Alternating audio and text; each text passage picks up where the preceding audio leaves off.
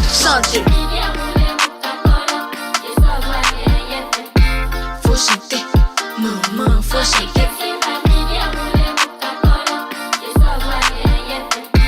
Faut chanter, maman. Bonjour à tous, je suis Mano et je vous souhaite la bienvenue dans ce 15e épisode de la Capsule, l'émission du blog Conti Côte d'Ivoire qui vous permet de découvrir des faits parfois méconnus de l'histoire de la Côte d'Ivoire.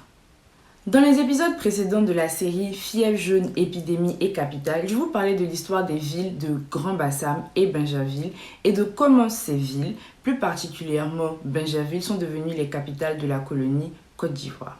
Aujourd'hui, dans le 3e et dernier épisode de cette série, je vous propose de découvrir l'histoire de la dernière capitale coloniale ivoirienne, Abidjan, actuelle capitale économique ivoirienne. En 1934, après 14 ans de négociations et de réflexion, l'administration coloniale approuve enfin la création de la nouvelle capitale à Abidjan.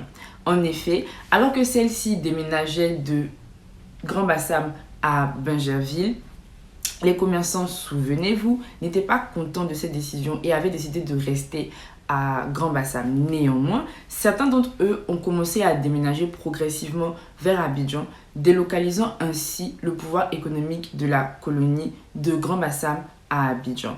Ce sont d'ailleurs les prémices de la ville économique que nous connaissons aujourd'hui. Néanmoins, cette raison n'est pas la seule qui a joué en la faveur d'Abidjan. En effet, lorsque les colons déménagent de Grand-Bassam à Bingerville, ils sont toujours à la recherche d'un lieu parfaitement situé, salubre et capable d'accueillir toutes les ambitions de la colonie. Deux villes sont alors en ligne de mire.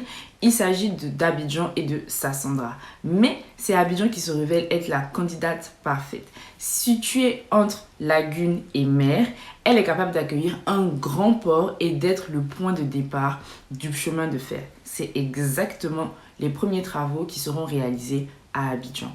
Puis, les chantiers se poursuivent à Abidjan. On y construit un pont flottant qui relie le plateau, quartier résidentiel des colons et centre économique de la ville, à Treichville, lieu de résidence des autochtones. Le matin, les autochtones vont travailler à Treichville, puis redescendent vont travailler au plateau, puis redescendre le soir à Treichville. Le pont flottant est alors surélevé pour éviter toute attaque nocturne. Pour se protéger des autochtones qui vivent à Cocody et à Djamé, c'est-à-dire sous la même rive que le plateau, un camp militaire est construit. Enfin, en 1933, la construction du palais du gouverneur est achevée, ce qui sonne comme la note finale pour Bingerville.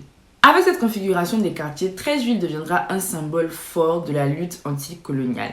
Les premiers politiciens ivoiriens ainsi que les premiers cadres y vivront. C'est le cas du président Félix Houphouët-Boigny. Remarquez que cette configuration d'Abidjan est celle que nous connaissons aujourd'hui, même si les choses ont beaucoup évolué. Le plateau reste le centre économique d'Abidjan et concentre toutes les plus grandes institutions.